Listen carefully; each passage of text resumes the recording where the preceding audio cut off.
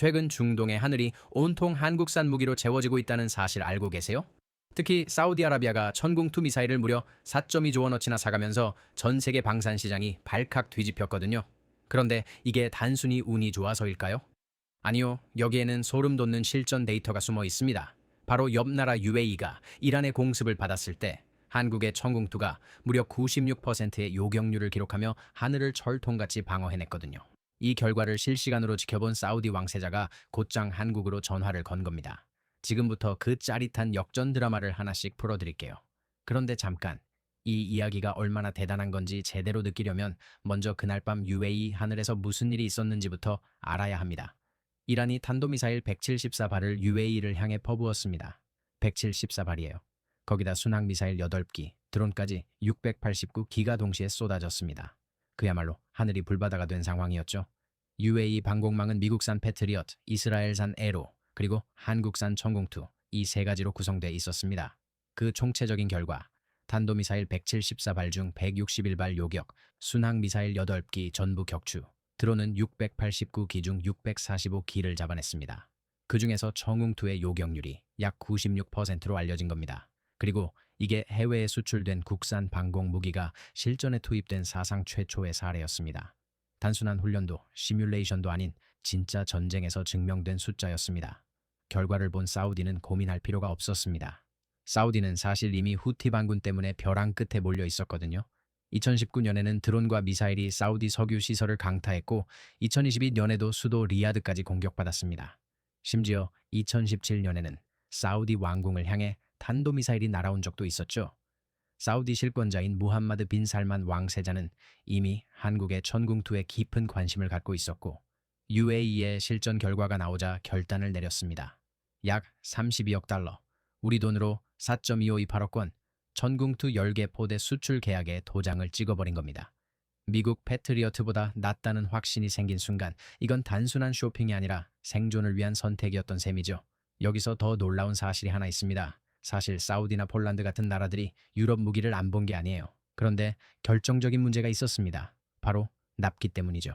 독일이나 프랑스 같은 유럽 국가들의 무기를 주문하면 5년 뒤에나 줄 수 있다는 답변이 돌아오기 일쑤거든요. 전쟁은 지금 터질지 모르는데 5년을 어떻게 기다립니까? 반면에 한국은 어떨까요? 주문서에 잉크도 마르기 전에 배에 실어보내버립니다. 유럽은 5년, 한국은 1년이라는 이 엄청난 속도 차이가 전 세계 방산 시장의 판도를 완전히 뒤집어버린 겁니다. 그리고 납기가 단순한 약속이 아니라는 걸 보여주는 장면이 하나 있습니다. 지난 3월 8일 대구국제공항에 갑자기 UAE 수송기 한 대가 착륙했습니다. 이란 미사일 요격에 천궁2 유도탄을 대거 소모한 UAE가 추가 유도탄을 긴급 공수해 가기 위해 직접 날아온 겁니다. 전쟁 중에 직접 비행기를 띄워서 부품을 받아간다는 게 어떤 의미인지 아시겠죠? 이게 바로 신뢰입니다. 믿을 수 있는 무기, 믿을 수 있는 공급망, 그게 한국 방산의 진짜 경쟁력입니다.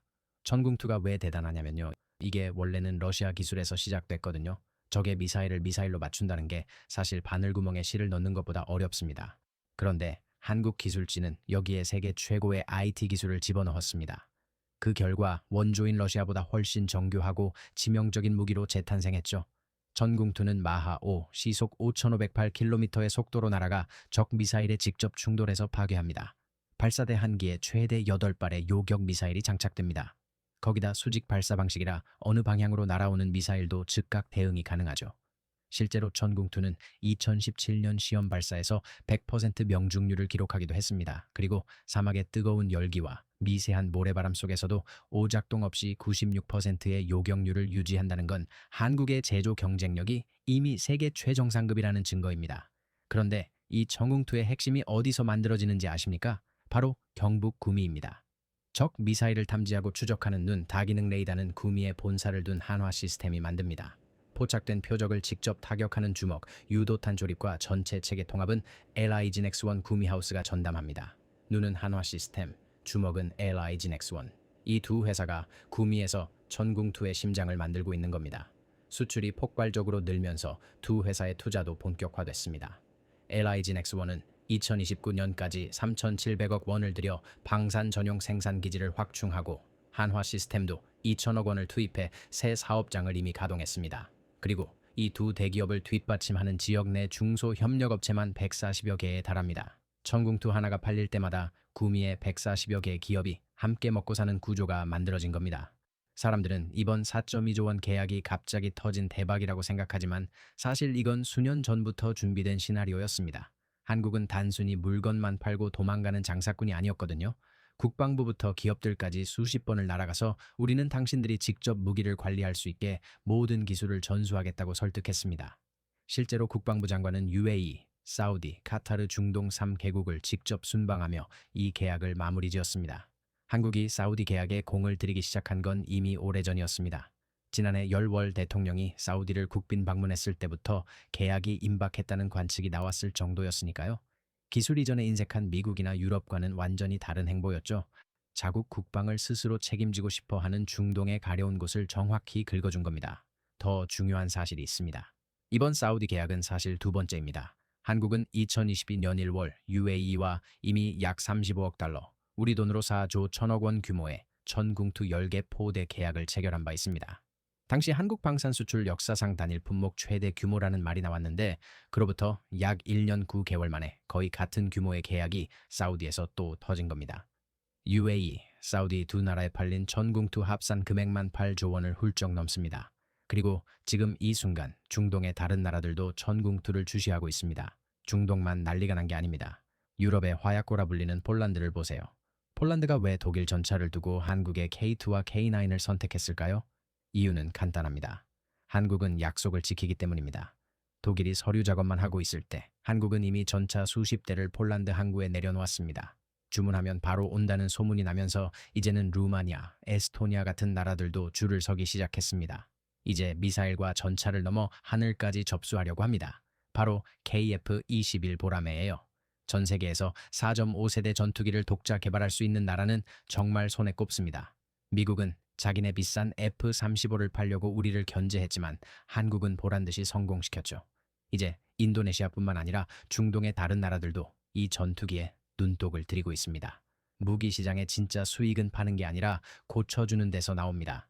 한국은 무기를 팔고 나서 고장나면 우리가 바로 달려가서 고쳐줄게라는 서비스를 완벽하게 구축했습니다. 이건 마치 우리가 가전제품 살 때 삼성이나 LG의 서비스를 보고 사는 것과 똑같아요. 미국 무기는 고장나면 기술자 올 때까지 몇 달을 기다려야 하지만 한국은 부품을 미리 갖다 놓고 실시간으로 대응해 줍니다.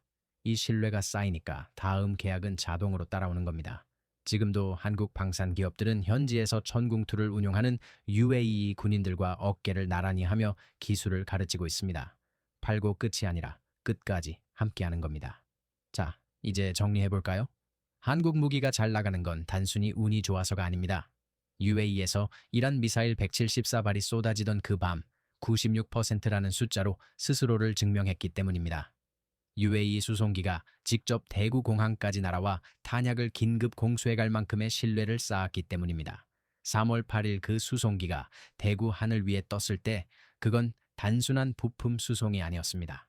한국 방산이 세계에서 가장 믿을 수 있는 파트너라는 걸 온 세상에 알린 신호탄이었습니다. 이제 전 세계는 한국을 단순한 무기 판매국이 아니라 생사를 함께할 전략적 파트너로 보기 시작했습니다. 과연 한국 방산의 영토는 어디까지 넓어질까요? 그리고 다음엔 또 어떤 나라가 한국의 문을 두드리게 될까요? 여러분의 생각은 댓글로 알려주세요.